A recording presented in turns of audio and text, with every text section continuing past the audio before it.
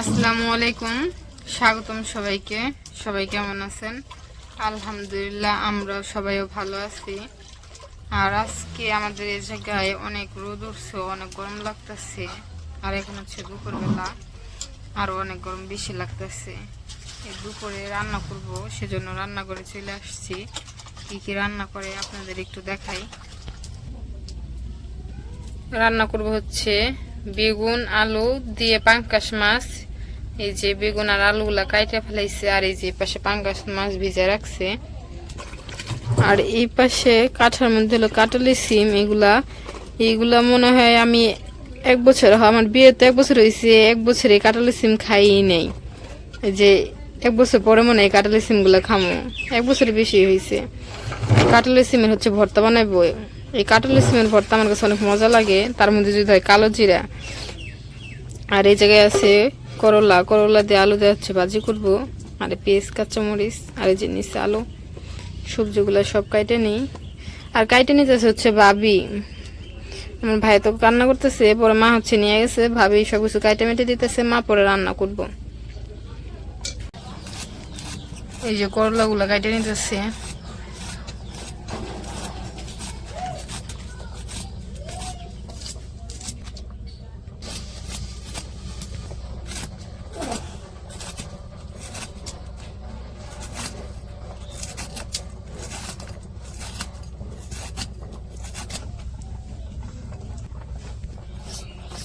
এই যে আলু কাটে নিতেছে করলার মধ্যে দেওয়ার জন্য।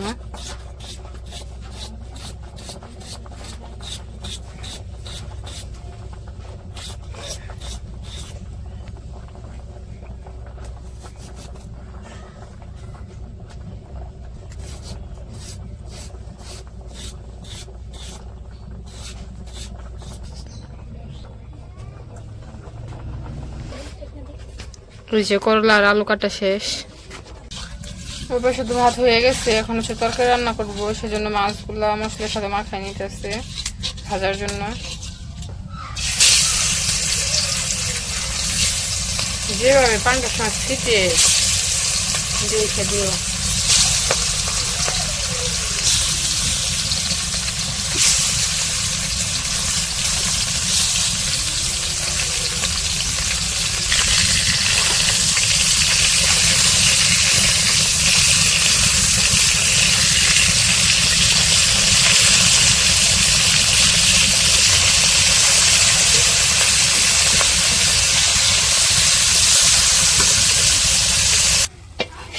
এই যে মাছ ভাজি তো শেষ, নামাই ফেলছে।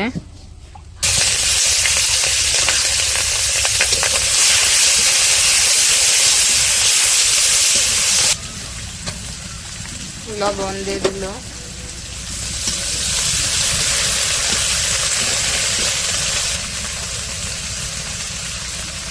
আদা রসুন জিরা বাটা,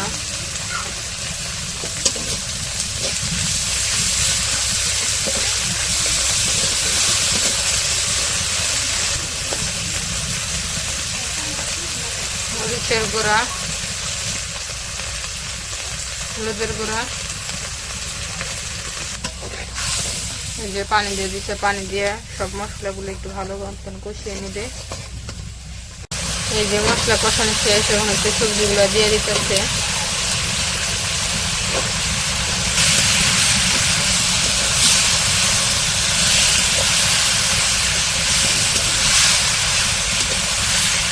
এই যে সবজিগুলা কষে হচ্ছে অনেকক্ষণ আগে ঝোল দিয়ে দিছিল, এখন হচ্ছে তরকারিতে মাছ দিয়ে দেব।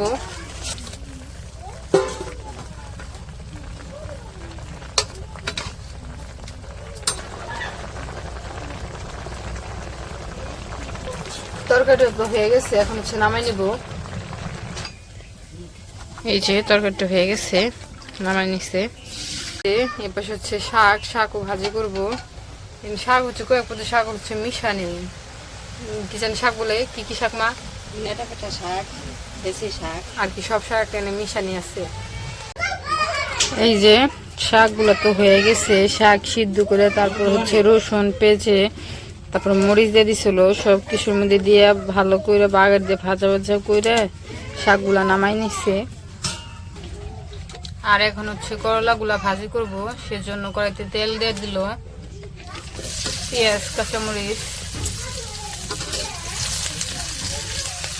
পেঁয়াজগুলো তো হালকা ভাজা নিচ্ছে। এখন হচ্ছে করলা আর আলুগুলা দিয়ে দিল, লবণ, হলুদের গুঁড়া,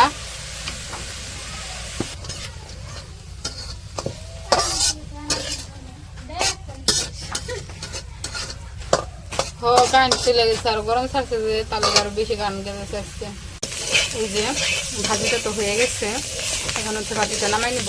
তারপরে কি ভর্তা দিবা?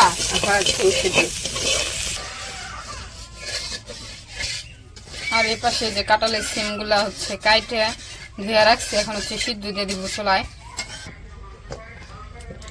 পানি দিয়ে দাও। রসুন সিদ্ধ দিবা না ভাইজে দিবা?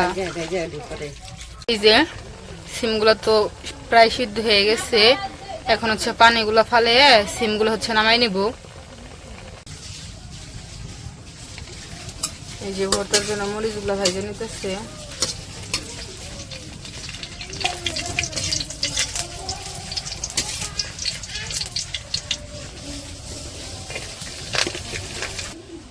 এই যে এই পাশে ভর্তা বানানোর জন্য মরিচ, তারপর হচ্ছে রসুন, কালো জিরা এগুলো সব তেলে ভাইজে নিছে, এখন শিলপাটায় বাইটে নিব।